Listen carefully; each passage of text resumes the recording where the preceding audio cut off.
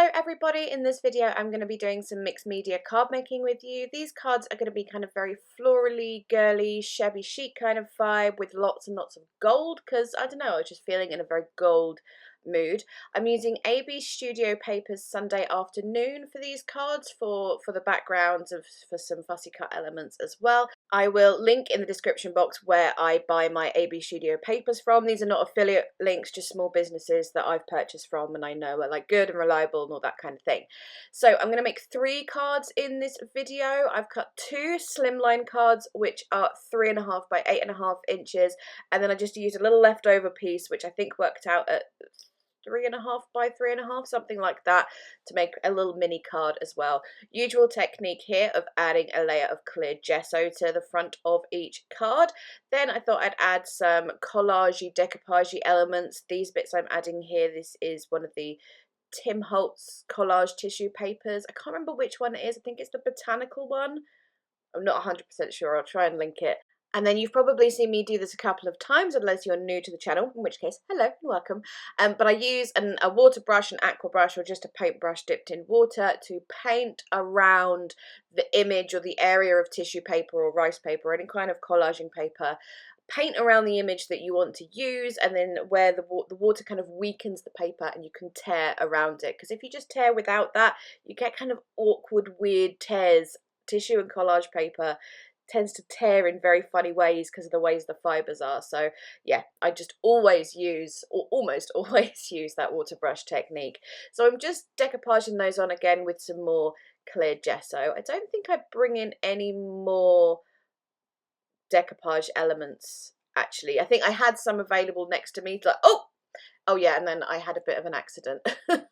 This never happened to me before, ever, but I was reaching for a stamp and just the whole part of the shelf just collapsed on me. It kind of hurt actually. That's a heavy box of stamps there.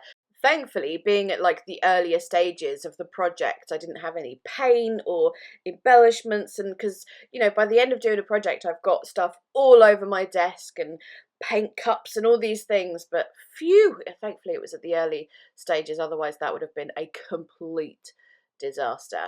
Anyway, adding stamping to the background, I'm using this brick stamp and Stays on ink in Jet Blank to do some very rough stamping of that brick stamp. And then I wanted to include that very pretty sort of lattice butterfly one, and I wanted to do some heat embossing with it, but for some reason it just was not working. I don't know. I used my anti-static powdery bag thing, but it still just wouldn't do it. The embossing went horribly wrong. So I got rid of that bit there, just brushed off the embossing powder with a little paintbrush, and I heated that bit to see how it went and went, ugh, no, not enjoying this at all. Let's do paste and stencils instead. So I'm bringing in, this is one of my favourite pastes to use. You've probably seen me use it quite a lot. This is the Prima Paper Texture Paste. There we go. And I'm using my favouriteest stencil in the whole world, this Kaisercraft beautiful florally blossomy one. I don't know, I love this stencil so much. I use it all the time. I even have a spare one in case something happens to it. Then when the stenciling is done, I'm going to start fussy cutting all my little elements from those Sunday afternoon papers. The paper texture paste, I'm still having trouble saying that. It can dry okay under a heat tool, but I find it dries better just left to naturally dry over time. So that's when I just put it aside and work on other little pieces like this, like fussy cutting all the bits and pieces. There's some lovely florals, some lovely butterflies, and as I always do, I don't just use the elements from the paper pad. I want to add in my own little flair as well. So what I'm doing here is I'm using a Tim Holtz die set. I think it's called like the Flourish die set or something.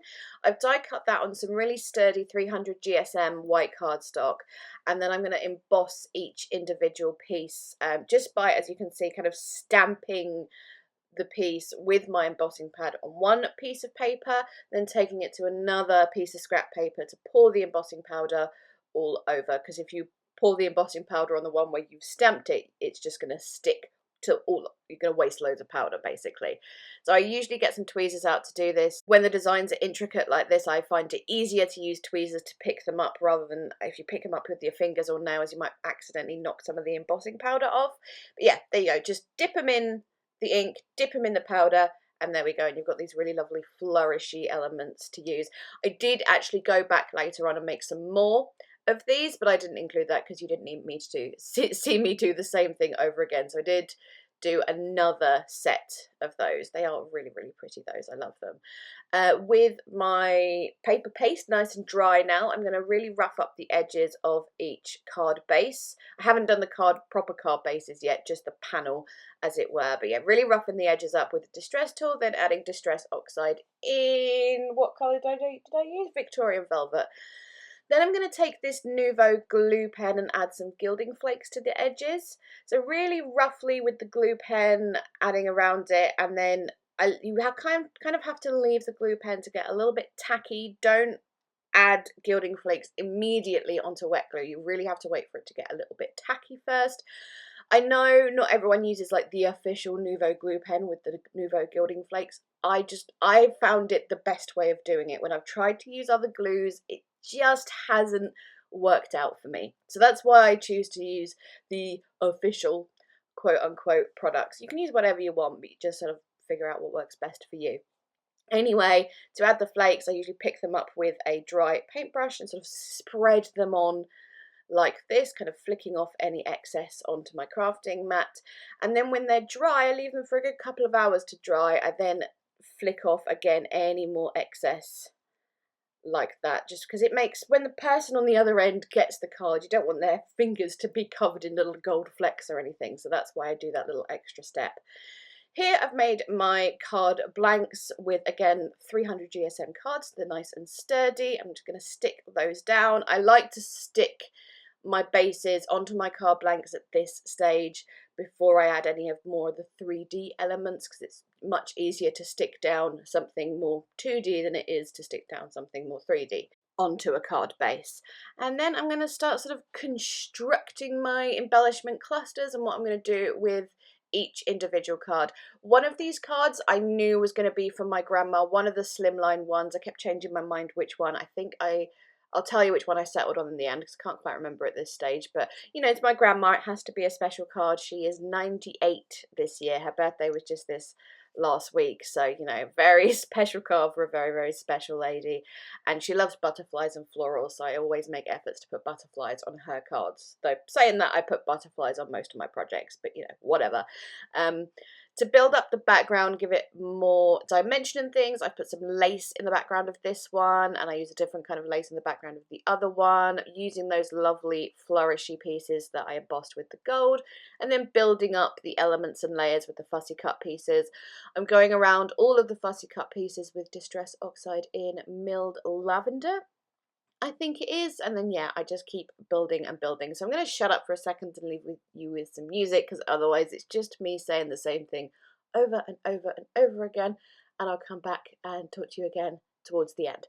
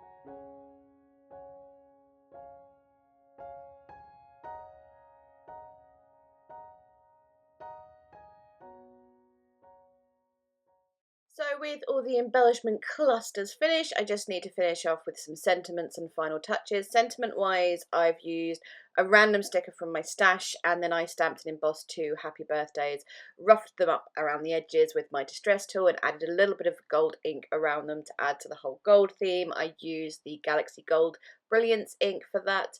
Then of course I need to add gold splatters to these, because of course I do, using my favourite gold splatter medium, which is the Winsor & Newton gold drawing ink for that. And then once I've done those, I'm going to add a couple of Nuvo drops to each individual card. I think I only use one colour of Nuvo drops for these ones. Yes, I do, just cleaning up the ink there so it doesn't dry on my mat. These are the standard Nuvo drops in Ivory Seashell. I thought a gold one would be too much, look weird, but the Ivory Seashell kind of looks like little pearls, and I thought those would go really nicely. Contrast with the gold and add to the Shabby Chic theme. So there we go. This one here is the one that I sent to my grandma just because it ended up being my favourite of the cards, so obviously I had to send her the favourite. And there we go. Thank you so much for watching. Links, as always, relevant links in the description.